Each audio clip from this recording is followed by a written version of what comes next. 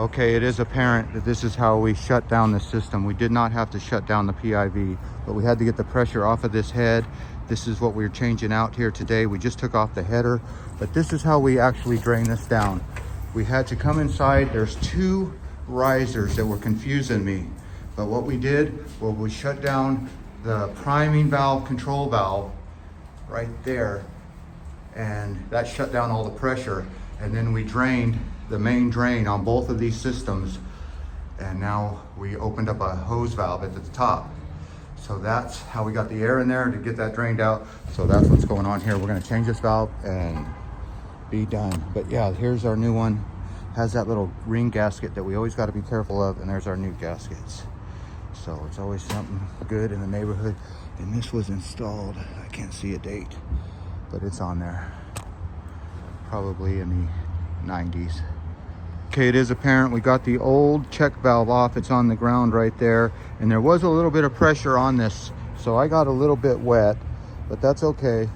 It's not pressurized, so I have my number one helper. He's actually, we were gonna leave the old gaskets, but we thought about it. Why would we do that? So we were doing it right and putting new gaskets.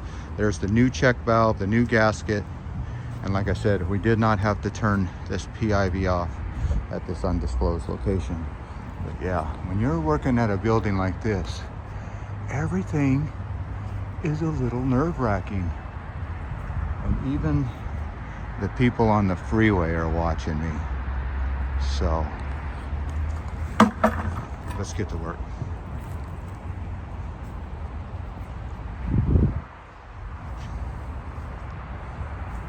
Get to work.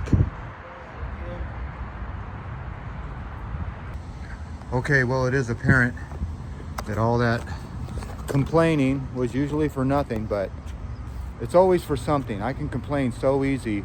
And as you can see, I'm turning the water on. I have this thing with new gaskets and new bolts. And I didn't even take this apart. This is a flange by groove adapter. And I didn't even take that off of this header. So I left that all sealed up. So this should stay dry.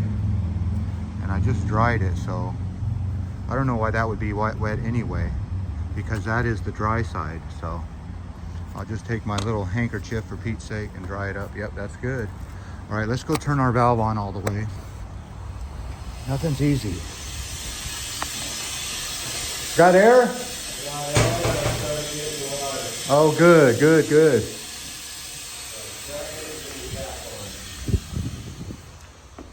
Oh, you need the tightener? Okay, I got to give them the tightener. All right. Let's call this one in the bag.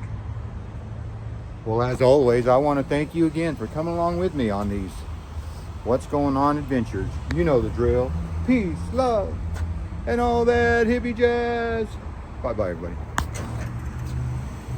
It's apparent that we came to change out 2 flow switches, and they sent 2-inch flow switches. And as I climb up this access panel, you can see the flow switches are up in this little hole, and they have, this is how they control their chain control valve. The chain goes through the ceiling, and that's how they close their fire sprinkler system. But the flow switches I'm supposed to change out are right there. They sent 2-inch flow switches, and you can see right here, that says 3-inch. Let me see if I can zoom in. Can you see 3-inch right there somewhere? Yeah, you see it. 3-inch. Okay. So we have a 3-inch flow switch that needs to be changed out. Okay, it is apparent that we are in stairwell A, and I can see that that is a 3-inch pipe with a 3-inch water flow switch. So that's what we're going to need. And here again, you have the chain control valve. See that? If you want to shut off this sprinkler system, now we will have to use that.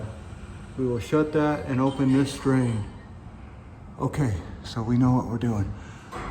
Where is the drain? Okay, let's go. You know what I don't see? I guess that's it. All right.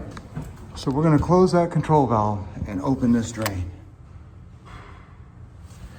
I'm getting a 3-inch flow switch. That's what's gonna happen. Okay, on this drain setup, we are gonna cut that nipple, back it out, back this out, back that out, undo that Vic, take this out, replace that T, then put all this back together with a union somehow. Okay, we got both valves closed on the water gong, and we got our main drain shut, and we still have this little drip coming through here. So we're gonna have to either check the check valve to make sure it's not flowing through here. And then if that doesn't work, we're gonna drain the system and flip that rubber around. So that's what we're doing here today, hopefully. This main drain valve is super tight. I'm thinking it is the rubber that is dripping past there.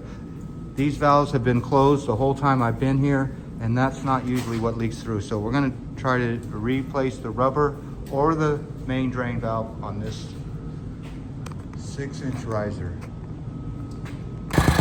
Postscript.